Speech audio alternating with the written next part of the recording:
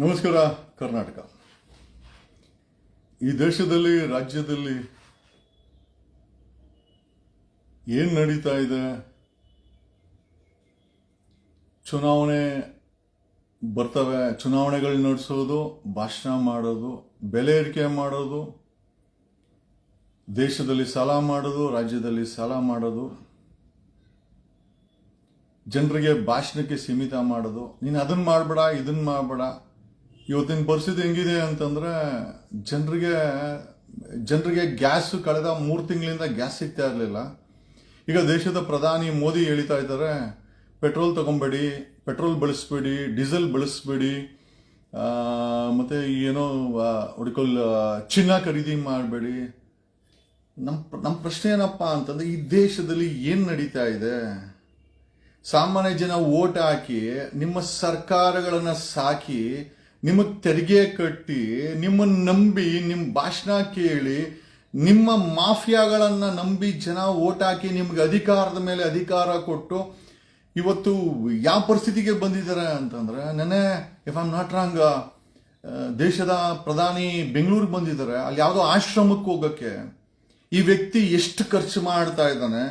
ಒಂದು ಆಶ್ರಮನ ಹೋಗಿ ಭೇಟಿ ಮಾಡಕ್ಕೆ Z security, police security, private plain, ಈ ತರ ಅಸಿಸ್ಟೆನ್ಸ್ಗಳು ಎಲ್ಲ ಮಾಡಿ ನಮಗೆ ಅಧಿಕಾರ ಕೊಡಿ, ಅಧಿಕಾರ ಕೊಡಿ, ಅಧಿಕಾರ ಕೊಡಿ. ಬಿಜೆಪಿ ರಾಷ್ಟ್ರದಲ್ಲಿ ಚಿಕ್ಕಮ್ಮಿ, if I am not wrong, 20ಕ್ಕೂ ಹೆಚ್ಚು ರಾಜ್ಯದಲ್ಲಿ ಗೆದ್ದು ಬಂದ ಮೇಲೆ, ಬೆಂಗಾಳಲ್ಲಿ ಗೆದ್ದು ಬಂದ ಮೇಲೆ ಹೇಳ್ತಾ ಇದ್ದಾರೆ, ರೇವಂತ್ ರೆಡ್ಡಿನ ಯಾರೋ ಕಾಂಗ್ರೆಸ್ ಅವರು ನಮ್ಮ ಜೊತೆ ಸೇರ್ಕೊ ಅಲ್ರಿ, ಎಲ್ಲಾ ತಗೊಂಡು ನಿಮ್ಮ ಇಡೀ ದೇಶನೇ ನಿಮ್ಮ ಕೈಯಲ್ಲಿ ಇಟ್ಟುಕೊಂಡು 13 ವರ್ಷದಿಂದ ಈಗ ಹೇಳ್ತಾ ಇದ್ದಾರೆ, ಪೆಟ್ರೋಲ್ ಹಾಕಬೇಡಿ, ಡೀಸೆಲ್ ಬಳಸಬೇಡಿ, ಮನೆಯಿಂದನೇ ಕೆಲಸ ಮಾಡಿ, ಸ್ಕೂಲ್ಗೂ ಹೋಗ್ಬೇಡಿ, ಕಾಲೇಜ್ಗೂ ಹೋಗ್ಬೇಡಿ, ತಿನ್ನಬೇಡಿ, ಟಾಯ್ಲೆಟ್ಗೂ ಹೋಗಬೇಡಿ. We don't know where are we heading. ಯಾವನ್ ಕೈ ಕೊಟ್ಟಿದೀವಿ ಅಧಿಕಾರ? ಅಲ್ಲ, ಈ ಮಾತನ್ನ ಕಳೆದ 13 ವರ್ಷದ ಆಡಳಿತ ಮಾಡಿದಂತ ಮೋದಿ ನಿಜವಾಗ್ಲೂ ಈ ಮಾತನ್ನ ಸಾಮಾನ್ಯ ಜನರಿಗೆ ಹೇಳೋದ್ ಬದಲು ತನ್ನ ಮೇಲೆನೆ ಅಳವಡಿಸ್ಕೊಳ್ಬೋದಾಗಿತ್ತು. ಈ ವ್ಯಕ್ತಿಯ ಸೆಕ್ಯೂರಿಟಿಗೆ ಪ್ರತಿ ವರ್ಷ 600 ಇಂದ 700 ಕೋಟಿ ಖರ್ಚಾಗುತ್ತೆ.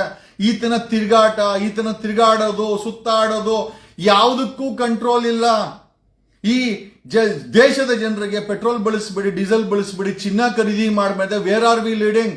ದೇಶದ ಆರ್ಥಿಕತೆ, ದೇಶದಲ್ಲಿ ಏನ್ ಬಚ್ಚಿಡ್ತಾ ಇದ್ದೀರಾ? What are you hiding? ಈ ದೇಶದಲ್ಲಿ ಈ ಒಂದು ಮಾಫಿಯಾ ರಾಜಕಾರಣಿಗಳು, ರಾಜ್ಯದಲ್ಲಿ ಮಾಫಿಯಾ ರಾಜಕಾರಣಿಗಳು ತೊಲಗದೆ ಇದು. ಸಾಮಾನ್ಯ ಜನ, ನನ್ಗೆ ಯಾರೋ ಹೇಳ್ತಾರೆ, ಒಂದಷ್ಟು ಜನ ಫೋನ್ ಮಾಡಿ ಹೇಳ್ತಾರೆ, ಸರ್ ರಾತ್ರಿ ಆದ್ರೆ ನಿದ್ರೆ ಬರಲ್ಲ, ಬೆಳಗ್ಗೆ ಯಾಕಪ್ಪ ಆಗತ್ತೆ ಅಂದ್ರೆ, ಬೆಳಗ್ಗೆ ಸೂರ್ಯೋದಯ ಯಾಕಾಗತ್ತೆ? ಯಾಕೆ ಅಂತಂದ್ರೆ ಅವ್ರಿಗಿರುವಂತ ಕಮಿಟ್ಮೆಂಟ್ಗಳು, ಅವ್ರಿಗಿರುವಂತ ಸಾಲಗಳು, ಅವ್ರಿಗಿರುವಂತ ಜವಾಬ್ದಾರಿಗಳು, ಬರೀ ದೇಶವನ್ನ ಲೂಟಿ ಮಾಡಿಕೊಂಡು, ಸಾಲ ಮಾಡಿಕೊಂಡು, ಈ ದೇಶವನ್ನ ಅಭದ್ರಗೆ ತಳ್ಳಿ ಆರ್ಥಿಕವಾಗಿ ಕೆಳಗಡೆ ಬಿಸಾಕಿ ಇವತ್ತು ನೀವು ಗ್ಯಾಸ್ ಕೊಡ್ತಾ ಇಲ್ಲ, ಪೆಟ್ರೋಲ್ ತಗೊಂಬೇಡಿ. ಅಲ್ರಿ, ಇನ್ನೇನು ಮಾಡಬೇಕು? ಊಟನೂ ಮಾಡಬೇಡ. ಯಾವ ದೇಶ ರೀ? ಈ ದೇಶದಲ್ಲಿರೋ ಜನರು ಇಂಪಾರ್ಟೆಂಟೇ ಹೊರತು ಈ ದೇಶದಲ್ಲಿರೋ ಉಸಿರು ಒಳ್ಳಿ ರಾಜಕಾರಣಿಗಳು, ಡಕಾಯಿತಿ ರಾಜಕಾರಣಿಗಳು, ಕ್ರಿಮಿನಲ್ ರಾಜಕಾರಣಿಗಳು, ಮಾಫಿಯಾ ರಾಜಕಾರಣಿಗಳು ಇವತ್ತು ದೇಶವನ್ನ ಎಲ್ಲಿ ತಗೊಂಡೋಗಿ ಬಿಟ್ಟಿದ್ದಾರೆ. ಹಾಗಂತ ಆಪೋಸಿಷನ್ ಕಾಂಗ್ರೆಸ್ ಖಂಡಿತ ಇಲ್ಲ.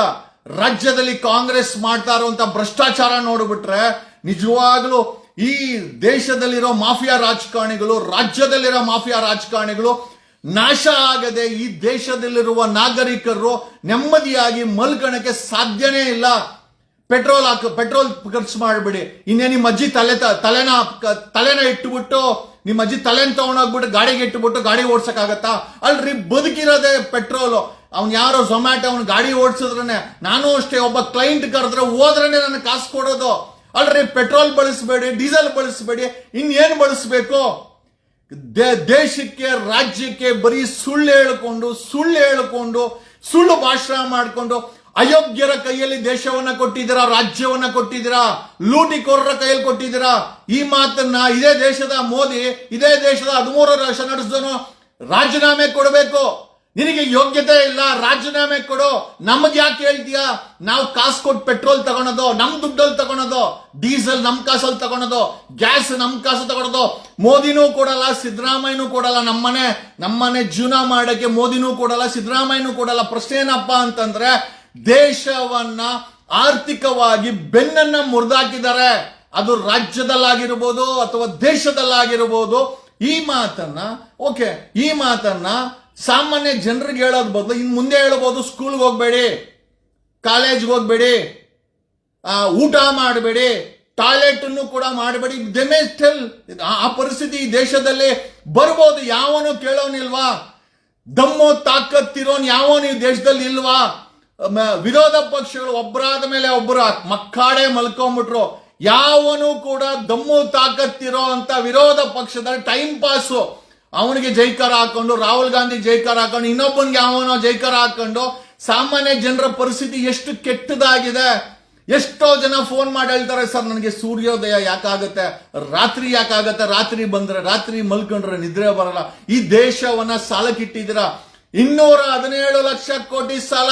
ನಿಜವಾಗ್ಲೂ ಹೇಳ್ತೀನಿ, ಈ ಬಿಜೆಪಿಯವರು, ಈ ಮೋದಿ ರಾಜೀನಾಮೆ ಕೊಟ್ಟು ಹೋಗಿ. We are not begging for your. ನಿಮ್ಮ ಆಡಳಿತಕ್ಕೆ ನೀವು ಕೇಳ್ತಾ ಇರೋದು, ಒಂದು ರಾಜ್ಯ ಆದ್ಮೇಲೆ ಇನ್ನೊಂದು ರಾಜ್ಯವನ್ನ ನಾನಾ ರೀತಿಯಲ್ಲಿ ಚುನಾವಣೆ ನಡೆಸ್ಕೊಂಡು, ಎದುರಿಸ್ಕೊಂಡು, ಬೆದರಿಸ್ಕೊಂಡು, ಇಡಿ, ಸಿಬಿಐ ಎಲ್ಲಾ ಏಜೆನ್ಸಿಗಳನ್ನ ಬಳಕೊಂಡು ಅಧಿಕಾರ ಹಿಡ್ಕೊಂಡು ಇವತ್ತು ಜನರ ಕೈಗೆ ಚಿಪ್ಪನ್ನ ಕೊಟ್ಟು ಜನರ ಯಾರಿಗೋಸ್ಕರ ಬದುಕಬೇಕು? ಇರೋದೊಂದು ಜೀವನ, ಯಾರಿಗೋಸ್ಕರ ಬದುಕಬೇಕು? ಎಲ್ಲಿದೆ ಜೀವನ? ನೆಮ್ಮದಿ ಇದೆಯಾ? ನನಗೆ ಗೊತ್ತಿಲ್ಲ.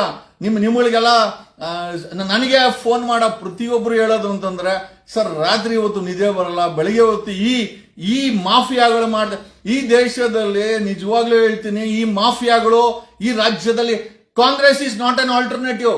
ಕಳೆದ 3 ವರ್ಷದಲ್ಲಿ ಭ್ರಷ್ಟಾಚಾರ ಅನ್ನೋದು ಕರ್ನಾಟಕದಲ್ಲಿ ತುಂಬಿ ತುಳುಕ್ತಾ ಇದೆ. ಕಾಂಗ್ರೆಸ್ ಅವ್ರ ಕೈಗೆ ಅಧಿಕಾರ ಕೊಟ್ರೆ ಅವ್ರ ಪಕ್ಷವನ್ನ ಬೆಳೆಸ್ಕೊಂತಾರೆ, ಅವ್ರ ಆಸ್ತಿಗಳನ್ನ ಬೆಳೆಸ್ಕೊಂತಾರೆ, ಅವ್ರ ಮನೆಯವ್ರನ್ನ ವಂಶ ಪಾರಂಪರವಾಗಿ ಅವ್ರ ಮನೆಯವ್ರನ್ನ ನಿಲ್ಲಿಸ್ಕೊಂಡು ಗೆಲ್ಲಿಸ್ಕೊಂತಾರೆ. ಅವ್ರಿಗೆ ಅಧಿಕಾರ ಬೇಕು, ಪಕ್ಷ ಬೇಕು, ಅವ್ರ ಆಸ್ತಿ ಬೆಳಿಬೇಕು. ಎಗೇನ್ಸ್ಟ್ ಬಿಜೆಪಿ, ದೇಶದಲ್ಲಿರುವ ಬಿಜೆಪಿಗೆ ಕಾಂಗ್ರೆಸ್ ಒಂದು ವಿರೋಧ ಪಕ್ಷವಲ್ಲ, ಒಂದು ವಿರೋಧ ಸಾಧ್ಯನೇ ಇಲ್ಲ. People are struggling. ಅವ್ರ ಮಗಳ ಫೀಸ್ ಕಟ್ಟಕ್ಕೆ, ಮಗನ ಫೀಸ್ ಕಟ್ಟಕ್ಕೆ, EMI ಕಟ್ಟಕ್ಕೆ, ಕರೆಂಟ್ ಬಿಲ್ ಕಟ್ಟಕ್ಕೆ, ಮೆಟ್ರೋ ಪಾಸ್ ಮಾಡಿಸ್ಕೊಳಕ್ಕೆ, ತಗೊಂಡ್ರ ಸಾಲನ್ ತೀರ್ಸಕ್ಕೆ, ಗಾಡಿ, ಇದನ್ನೆಲ್ಲ ತಲೆಯಲ್ಲಿ ಇಟ್ಟುಕೊಂಡು ಜೀವನ ಮಾಡಕ್ಕೆ ಒಬ್ಬ ಮನುಷ್ಯನ ಪರಿಸ್ಥಿತಿ ಯಾವ ಮಟ್ಟಕ್ಕೆ? ನಿಜವಾಗ್ಲು ಇದನ್ನೆಲ್ಲ ಯಾವನು ಕೇಳಲ್ವಾ?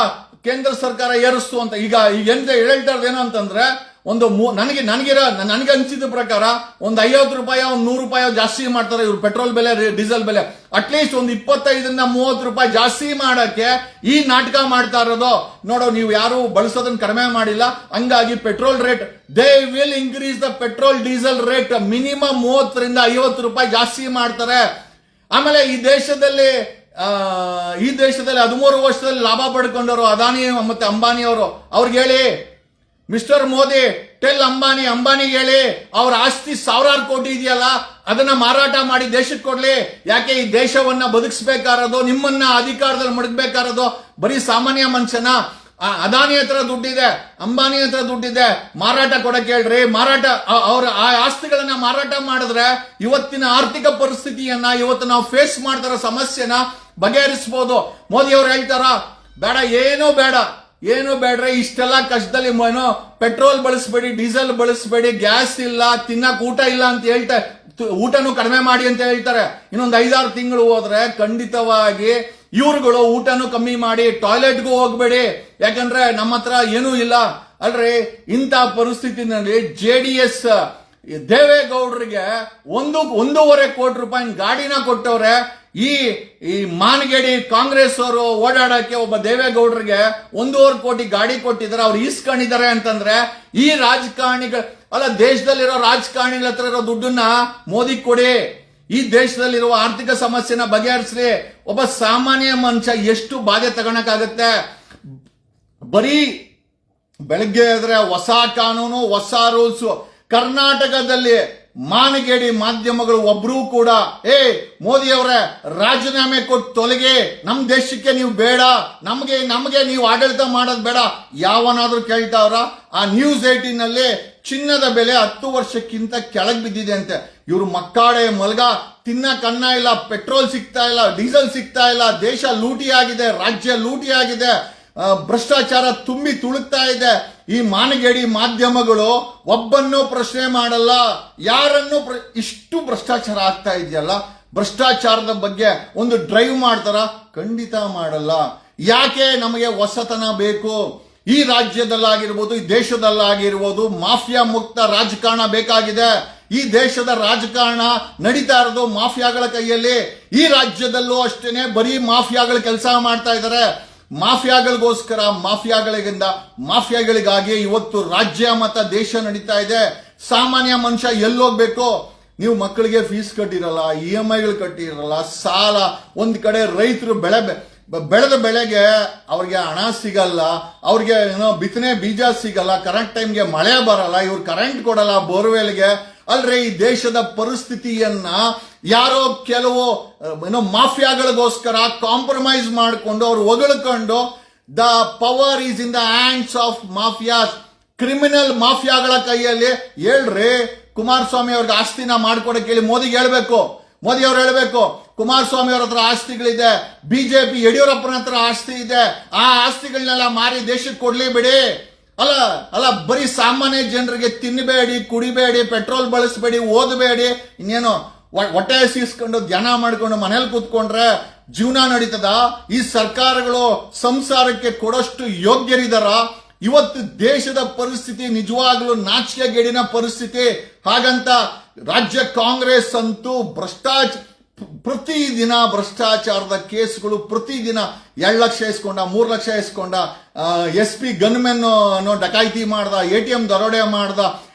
ಅನಾಚಾರ ಅನ್ನೋದು ರಾಜ್ಯದಲ್ಲೂ ಇದೆ. ಈ ಮಾಫಿಯಾಗಳು, ಇದು ಕಾಂಗ್ರೆಸ್ ಆಗಿರ್ಬೋದು, ಈ ಒಂದು ಬಿಜೆಪಿ ಆಗಿರ್ಬೋದು, ಥೇಟ್ ಮಾಫಿಯಾಗಳ ರೀತಿ ದೇಶವನ್ನ ಎಲ್ಲಿ ತಗೊಂಡೋಗ್ಬಿಡ್ತಾರೋ ಗೊತ್ತಿಲ್ಲ. Possibly we may end up in stone age. ಬರೀ ಮೈಯಲ್ಲಿ ಕಲ್ಲಿಡ್ಕೊಂಡು ಹೊಡೆಯೋ ಪರಿಸ್ಥಿತಿಗೆ ಏನಾದ್ರೂ ಇವ್ರು ತಗೊಂಡೋಗ್ತಾರ? There is something Modi government is hiding. ಈ ದೇಶದಲ್ಲಿ ಈ ಮೋದಿ ಸರ್ಕಾರ ಏನನ್ನೋ ಬಚ್ಚಿಡ್ತಾ ಇದ್ದಾರೆ. They are hiding very big, ನನಗೋದಿಲ್ಲ ಏನು ಅಂತ, ಬಟ್ ಇವ್ರುಗಳು ಏನೋ ಹೈಡ್ ಮಾಡ್ತಾ ಇದ್ದಾರೆ. ಆಮೇಲೆ ಬಿಜೆಪಿಯನ್ನ ಈ ದೇಶದಿಂದ ಮುಕ್ತಾಯಗೊಳಿಸ್ಲಿಕ್ಕೆ, ಮಾಫಿಯಾ ಸರ್ಕಾರಗಳನ್ನ ಮುಕ್ತಾಯಗೊಳಿಸ್ಲಿಕ್ಕೆ ಖಂಡಿತ ರಾಹುಲ್ ಗಾಂಧಿ ಕಾಂಗ್ರೆಸ್ ಒಂದು ಆಲ್ಟರ್ನೇಟಿವ್ ಅಲ್ಲ. ಅವ್ರುಗಳು ಅವ್ರ ಪಕ್ಷವನ್ನ ಸಾಕೊಂಡು, ಅವ್ರ MLAಗಳನ್ನ ಸಾಕೊಂಡು, ಅವ್ರ MLAಗಳು ಮಿನಿಸ್ಟರ್ಗಳ ಸಾಲ ಆಸ್ತಿಗಳನ್ನ ಬೆಳೆಸ್ಕೊಂಡು ಮಜಾ ಮಾಡಿಕೊಂಡು ಪಬ್ಲಿಕ್ ಇಮೇಜ್ ಅಲ್ಲಿ, ಅಲ್ರಿ ಅವ್ರ ಮನೆಯಲ್ಲಿ 3 ಪ್ರೈಮ್ ಮಿನಿಸ್ಟರ್ಗಳಾಗಿದ್ದಾರೆ. ಏನ್ ನೋವಿರ್ತದೆ? ಏನು ನೋವಿರಲ್ಲ. ನೋವೆಲ್ಲ ಇರೋದು ಇವತ್ತು ಈ ದೇಶದ ಸಾಮಾನ್ಯ ಮನುಷ್ಯನಿಗೆ ಬಿಟ್ರೆ ಬೇರೆ ಯಾರಿಗೂ ಅಲ್ಲ. ಇವತ್ತು ನೋವಲ್ಲಿ ಸಾಮಾನ್ಯ ಜನ ಜೀವನ ಮಾಡ್ತಾ ಇದ್ದಾನೆ. ಕಾಂಗ್ರೆಸ್ ಅವರು ಬಿಜೆಪಿ ಅವ್ರನ್ನ ಬೈತಾರೆ, ಬಿಜೆಪಿ ಅವರು ಕಾಂಗ್ರೆಸ್ ಬೈತಾರೆ, ಇಬ್ಬರನ್ನೂ ಸೇರಿ ಕುಮಾರಸ್ವಾಮಿ JDS ಬೈತಾರೆ. ಎಲ್ಲರೂ ಚೆನ್ನಾಗಿದ್ದಾರೆ, ಸಾವಿರಾರು ಕೋಟಿ ಆಸ್ತಿ ಮಾಡ್ಕೊಂಡಿದ್ದಾರೆ. ಇವತ್ತು ಪಕ್ಷಗಳೇ ಆಗಿರ್ಬೋದು, ರಾಜಕಾರಣಿಗಳೇ ಆಗಿರ್ಬೋದು, ಜೊತೆನಲ್ಲಿ ಅಧಿಕಾರಿಗಳು ಅತಿ ಹೆಚ್ಚಿನ ಭ್ರಷ್ಟಾಚಾರ ಮಾಡಿ ಸಾವಿರಾರು ಕೋಟಿ ದುಡ್ಡನ್ನ ಮಾಡ್ಕೊಂಡಿದ್ದಾರೆ.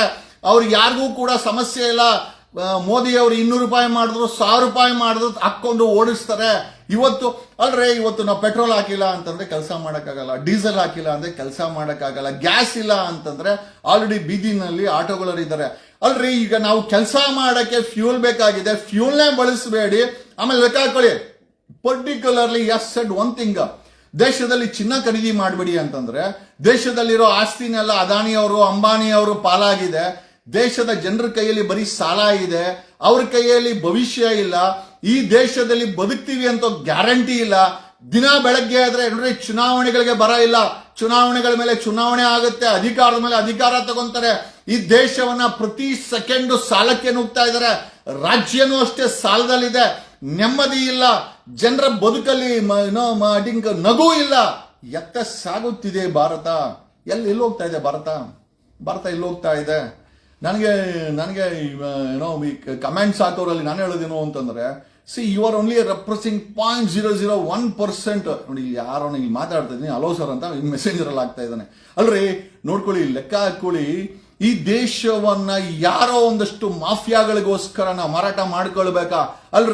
ಈ ದೇಶದಲ್ಲಿ ಪೆಟ್ರೋಲ್ ಬಂಕ್ಗಳು ಆಗಿರ್ಬೋದು, ಪೆಟ್ರೋಲ್ ಬಂಕ್ ಓನರ್ಗಳು ರಾಜಕಾರಣಿಗಳು, ವಿದ್ಯಾಸಂಸ್ಥೆಗಳು, ಸ್ಕೂಲ್ಗಳು, ಕಾಲೇಜುಗಳು ಓನರ್ಗಳು ರಾಜಕಾರಣಿಗಳು, ಕಂಪನಿಗಳು ಓನರು ರಾಜಕಾರಣಿಗಳು, ಮಾಲ್ಗಳು ಓನರು ರಾಜಕಾರಣಿಗಳು, ಸಾವಿರಾರು ಕೋಟಿ KIDB ಫ್ಯಾಕ್ಟರಿಗಳ ಓನರ್ಗಳು ರಾಜಕಾರಣಿಗಳು.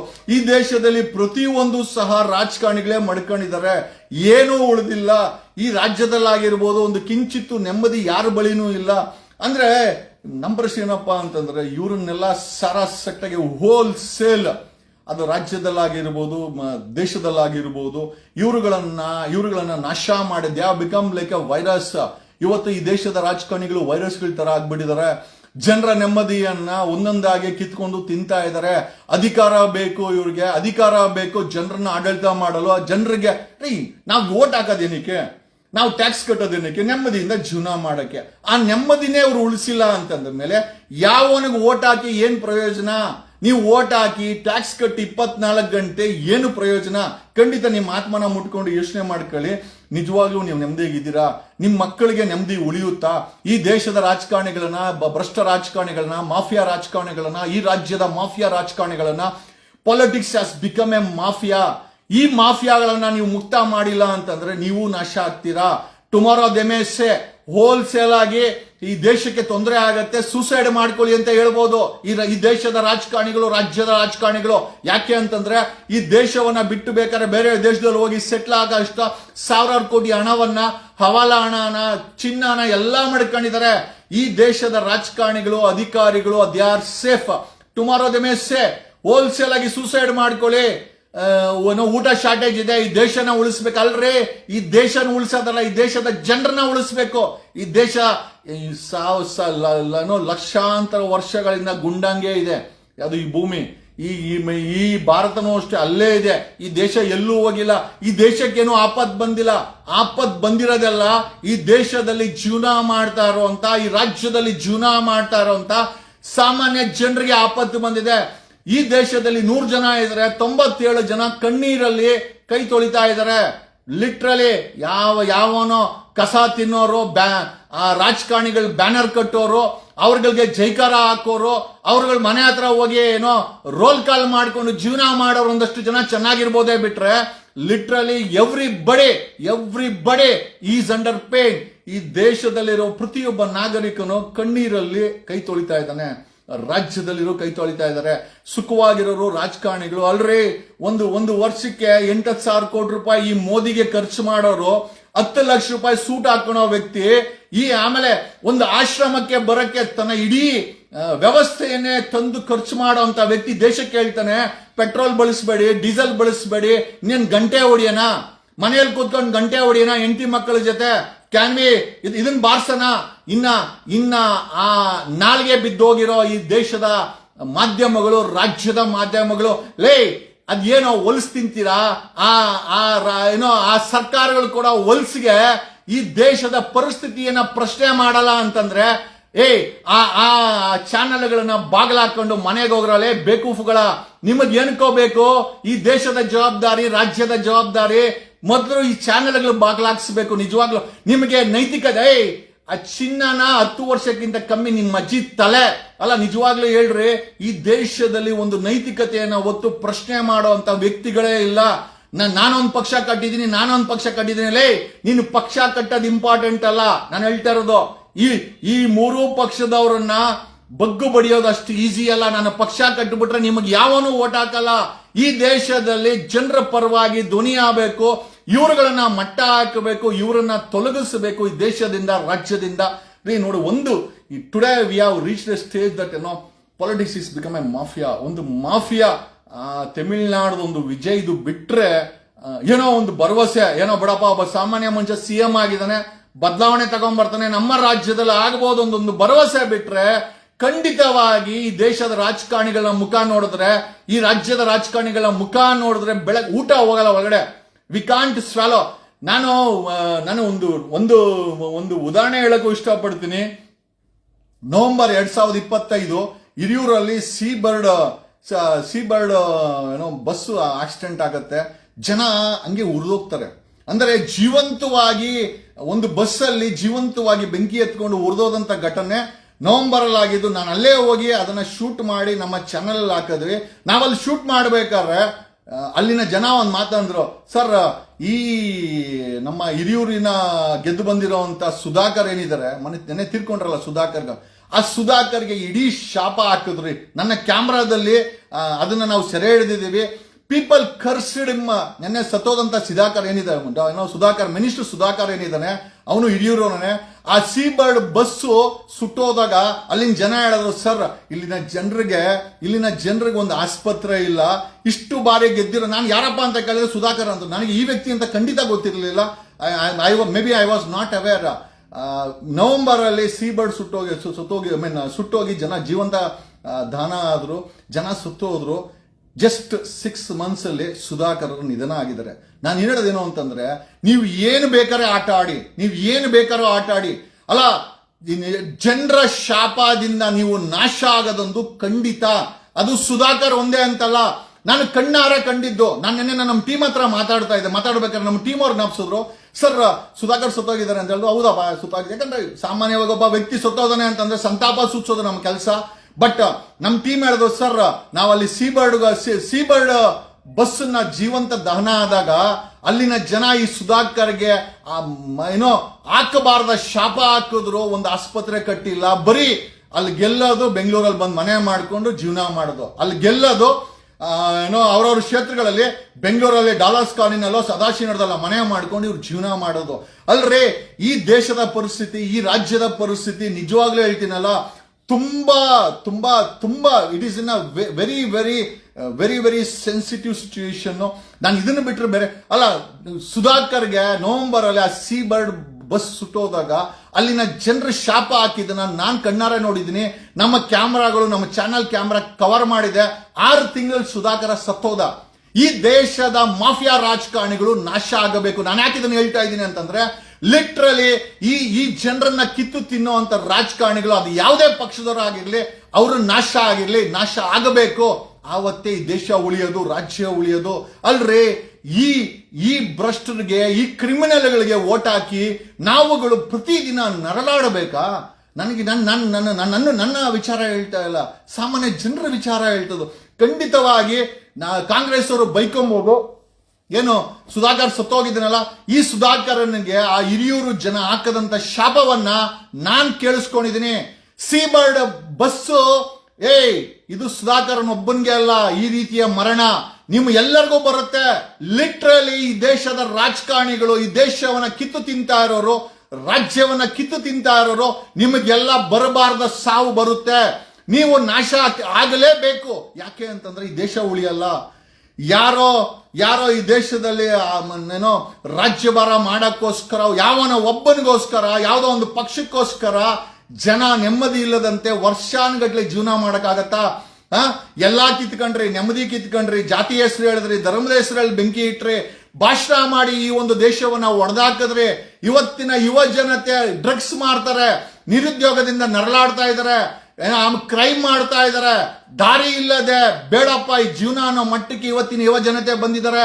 ಇವತ್ತಿನ ಯುವ ಜನತೆ ನಾನು ಹೇಳ್ತೀನಿ, ಜ್ಞಾಪಕ ಇಟ್ಕೊಳ್ಳಿ, we need to change this country and state. ಈ ದೇಶವನ್ನ ಬದಲಾಯಿಸುವಂತ ಕೆಲಸ, ರಾಜ್ಯದ ಆಡಳಿತವನ್ನ ಬದಲಾಯಿಸುವಂತ ಕೆಲಸ ಯುವಕರು ಮಾಡಬೇಕು, ಕೈ ಜೋಡಿಸ್ಬೇಕು. ಇಲ್ಲ ದೇಶ ಬಿಟ್ಟಾಕಿ, ದೇಶ ಇಲ್ಲೇ ಇರ್ತದೆ, ಎಲ್ಲೂ ಹೋಗಲ್ಲ. ಈ ದೇಶದಲ್ಲಿ ಜನರಿರಲ್ಲ, ಅವ್ರ ಜೀವನ ಇರಲ್ಲ. ಟುಮಾರೋ ಇದೆ, ನಾಳೆ ಹೇಳ್ಬೋದ್ರಿ, ಮೋದಿ ಹೇಳ್ಬೋದು ದೇಶದಲ್ಲಿ ಅನ್ನ ಇಲ್ಲ, ಸೂಸೈಡ್ ಮಾಡ್ಕೊಂಡು ಸತ್ತೋಗಿ ಅಂತ. ಖಂಡಿತ ಇದನ್ನ ಹೇಳಲ್ಲ ಅಂತ ಅನ್ಕೊಳಕ್ ಹೋಗ್ಬೇಡಿ. ಈ ದೇಶದಲ್ಲಿ ಈ ರಾಜಕಾರಣಿಗಳು ಏನ್ ಬೇಕಾರೆ ಮಾಡ್ತಾರೆ, ಅವರ ಸುಖವನ್ನ ತ್ಯಾಗ ಮಾಡಲ್ಲ. ಅವ್ರ ಸುಖವನ್ನ ಯಾವತ್ತೂ ಇವ್ರು ತ್ಯಾಗ ಮಾಡಲ್ಲ. ಅಲ್ರಿ ಎಲ್ಲಿಗೆ ಬಂತು, ಯಾರಿಗೆ ಬಂತು 47ರ ಸ್ವಾತಂತ್ರ್ಯ? ಈ ದೇಶದ ಸ್ವಾತಂತ್ರ್ಯ ಯಾರಿಗ್ ಬಂತ್ರಿ? ಕಳ್ಬಡ್ಡಿ ಮಕ್ಕಳಿಗೆ ಬಂದಿದೆ, ಈ ದೇಶವನ್ನ ಕಿತ್ತು ತಿನ್ನೋರ್ಗೆ ಬಂದಿದೆ, ಈ ದೇಶವನ್ನ ಸಾಲಕ್ಕೆ ನೂಕೋರ್ಗೆ ಬಂದಿದೆ, ಈ ದೇಶವನ್ನ ಧರ್ಮದ ಹೆಸರಲ್ಲಿ ಗಲಾಟೆ ಮಾಡಿಸ್ತಾರೆ, ಜಾತಿ ಹೆಸರಲ್ಲಿ ಗಲಾಟೆ ಮಾಡಿಸ್ತಾರೆ. ಅವನು ಏನೋ ಸಾಂಬರ್ಗಿ ಅಂತ, ಸಾಂಬರ್ಗಿ, ಬಿಗ್ ಬಾಸ್ ಅಲ್ಲಿ ಸಾಂಬರ್ಗಿ ಅಂತದಾನೆ, ಅವನೊಬ್ಬ ಇಡಿಯಟ್. ಆ ವಿಜಯ್ ಗೆದ್ರೆ, ವಿಜಯ್ಗೆ ಮದರ್ ತೆರೇಸಾದು ಮಿಮಿಕ್ ಮಾಡಿ ಅಲ್ಲಿ ಹಾಕಿದಾನೆ. ಲೆಕ್ಕ ಹಾಕೊಳ್ರಿ, ಇವ್ರುಗಳ ತರ ಬಕೆಟ್ಗಳು ಹಿಡ್ಕೊಂಡು ಆ ಬಿಜೆಪಿ ಪಕ್ಷಕ್ಕೆ, ನಾನು ಬಿಜೆಪಿ ಖಂಡಿತವಾಗಿ ಈ ದೇಶದ ಆರ್ಥಿಕತೆ ಮೇಲೆ ದಾಳಿ ಮಾಡಿರುವಂತ ಈ ಪಕ್ಷ ಅಂತಂದ್ರೆ ಕಾಂಗ್ರೆಸ್ ಬಿಟ್ರೆ ಅದು ಬಿಜೆಪಿನೇ. ಬಿಜೆಪಿ ಈ ಒಂದು 13 ವರ್ಷದ ಆಡಳಿತದಲ್ಲಿ ಇನ್ನೊಂದು 2 ವರ್ಷ ಬಿಟ್ರೆ ನಿಮ್ಮನ್ನು ಊಟ ಮಾಡಕ್ ಹೇಳ್ತಾರೆ, ಊಟ ಇಲ್ಲ ಅಂತ ಹೇಳ್ತಾರೆ. They will ask you to die along with your children.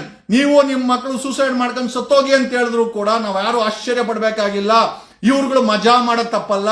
ಕೋಟ್ಯಾಂತರ ರೂಪಾಯಿ ಗಾಡಿಯಲ್ಲಿ ಓಡಾಡೋ ತಪ್ಪಲ್ಲ, ಕೋಟ್ಯಾಂತರ ರೂಪಾಯಿ ಹೆಲಿಕಾಪ್ಟರ್ಗಳು ತಗೊಳ್ಳೋ ತಪ್ಪಲ್ಲ, ಪ್ರೈವೇಟ್ ಜೆಟ್ಗಳು ತಗೊಳ್ಳೋ ತಪ್ಪಲ್ಲ, ಸಾವಿರಾರು ಕೋಟಿ ಆಸ್ತಿ ಡಿಕ್ಲೇರ್ ಮಾಡೋ ತಪ್ಪಲ್ಲ, ಭ್ರಷ್ಟಾಚಾರ ನಿಲ್ಲಲ್ಲ, ನಿರುದ್ಯೋಗ ನಿಲ್ಲಲ್ಲ, ಡ್ರಗ್ಸ್ ಮಾರಾಟ ನಿಲ್ಲಲ್ಲ, ಟೋಲ್ ಗೇಟ್ಗಳು ನಿಲ್ಲಲ್ಲ.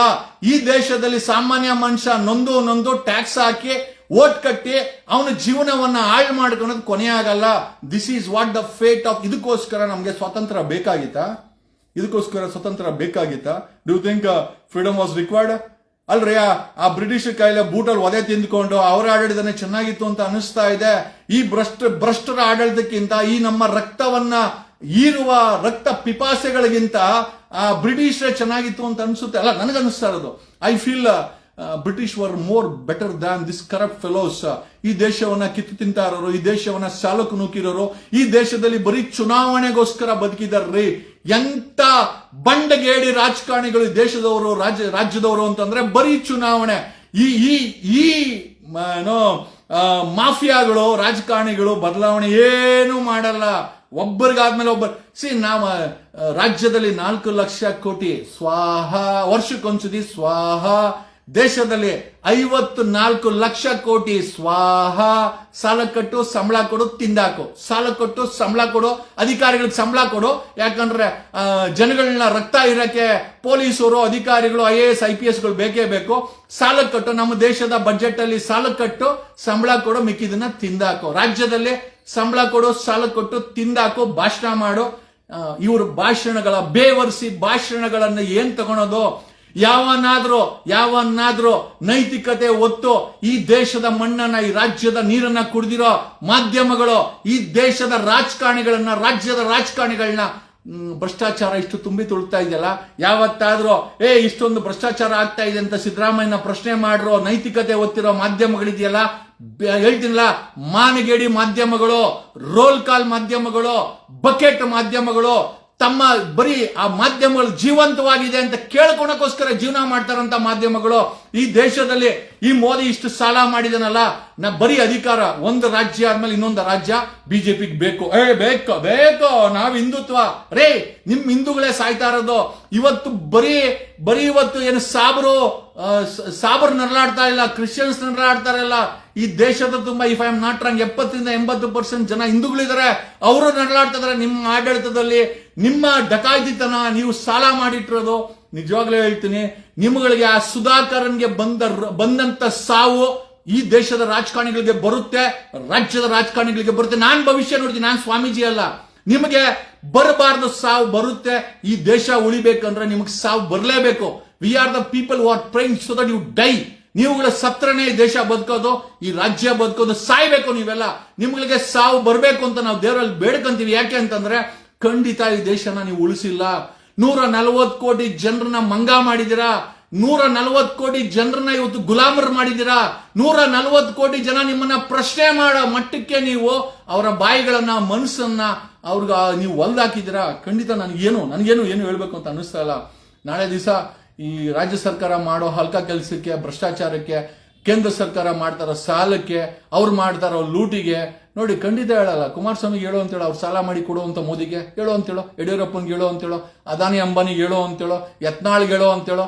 ಇಲ್ಲಿ ಸಾಲ ಮಾಡಿ ಕೊಡ್ಲಿ ಬಿಡ್ರಿ. ಎಂಪಿಗಳಿದ್ದಾರೆ, ಅವ್ರ ಹತ್ರ ಬೇಜಾನ್ ಸಾವಿರ ಕೋಟಿ ದುಡ್ಡಿದೆ. ಅವರ ರಾಜ್ಯದಲ್ಲಿ, ರಾಷ್ಟ್ರದಲ್ಲಿ ದುಡ್ಡಿಲ್ಲ ಅಂತಂದ್ರೆ ಕೊಡ್ಲಿ. ಇವರೆಲ್ಲ, ಈ ಎಲ್ಲಾ ಎಂಪಿಗಳು ಕೊಡ್ಲಿ, ಎಲ್ಲಾ MLAಗಳು ಕೊಡಿ. ಇವ್ರ ಅಕ್ಕಪಕ್ಕ ನಿಂತ್ಕೊಂಡು ಸಾವಿರಾರು ಕೋಟಿ ದಂಧೆ ಮಾಡಿ ದುಡ್ಡು ಮಾಡ್ಕೊಂಡ್ರಲ್ಲ, ಅವ್ರ ಆಸ್ತಿನೆಲ್ಲ ಮುಟ್ಗೋಲಾಕಂಡ್ಲಿ. ಈ ದೇಶದಲ್ಲಿ MLAಗಳದು, MPಗಳದು ಆಸ್ತಿಗಳನ್ನ ಮುಟ್ಗೋಲಾಕೊಂಡ್ರೆ ನಡೆಸಬಹುದು. ಅದ್ ಯಾವುದು ಆಗಲ್ಲ. ನಿಮ್ಮನ್ನ ಮುಟ್ಗೋಲಾಕಣ ಮಟ್ಟಕ್ಕೆ ಖಂಡಿತ ಈ ದೇಶ ಬೆಳೆದಿದೆ ಅಂತ ಹೇಳಕ್ಕೆ ನನಗೆ ಗೊತ್ತಿಲ್ಲ. I just spoke. ಒಬ್ಬ ಸಾಮಾನ್ಯ ಮನುಷ್ಯನ ನೋವಿನ ಆಕ್ರಂದನವನ್ನ ನಿಮ್ಮ ಮುಂದೆ ಮಾತಾಡಿದೀನಿ. ಅದರಲ್ಲಿ ನಿಮಗೆ ಏನಾದ್ರೂ ಮನಸ್ಸಿಗೆ ಬೇಜಾರಾಗಿದ್ರೆ ಖಂಡಿತ ಜೈಕರ ಹಾಕೊಳ್ಳಿ. ಸಿದ್ದರಾಮಯ್ಯ ಜೈಕರ ಹಾಕೊಳ್ಳಿ, ಮೋದಿ ಜೈಕರ ಹಾಕೊಳ್ಳಿ, ಕುಮಾರಸ್ವಾಮಿ ಜೈಕರ ಹಾಕೊಳ್ಳಿ. ಈ ದೇಶವನ್ನು ಅಡಮಾನ ಇಟ್ಟಿದ್ದಾರೆ, ಈ ರಾಜ್ಯವನ್ನು ಅಡಮಾನ ಇಡಿ, ನಿಮ್ಮ ಜೀವನವನ್ನು ಅಡಮಾನ ಇಟ್ಕೊಳ್ಳಿ. ನಿಮ್ಗೆಲ್ಲ ಒಂದು ದೊಡ್ಡ ನಮಸ್ಕಾರ ಅಂತ ಹೇಳುತ್ತಾ, this is what I can say. ನಿಮ್ಮಲ್ಲಿ ನಾನು ಒಬ್ಬ. ನಮ್ಮ ಕೈಲಿ ಏನ್ ಮಾಡಬಹುದು? ಇವ್ರು ಮಾಡ್ತಾ ಇರೋಂಥ ಲೂಟಿನ, ಇವ್ರು ಮಾಡ್ತಾ ಇರೋಂಥ ದುರಾಡಳಿತವನ್ನ ನಿಮಗೆ ಹೇಳ್ಬೋದು. ಇಷ್ಟು ಬಿಟ್ರೆ ನಾನು ಕೂಡ ನಿಮ್ಮಲ್ಲಿ ಒಬ್ಬ. But day is not far. ಹೇಳನಲ್ಲ, ಹಿರಿಯೂರಲ್ಲಿ ಸೀಬರ್ಡ್ ಆ ಒಂದು ಘಟನೆ ನೆನೆಸ್ಕೊಂಡ್ರೆ ಈ ದೇಶದಲ್ಲಿ ಖಂಡಿತವಾಗಿ ರಾಜ್ಯದಲ್ಲಿ ಈ ಮಾಫಿಯಾ ರಾಜಕಾರಣಿಗಳು ನಾಶ ಆಗ್ತಾರೆ, ಆಗ್ಲೇಬೇಕು, ಆಗ್ತಾರೆ. ಧನ್ಯವಾದಗಳು.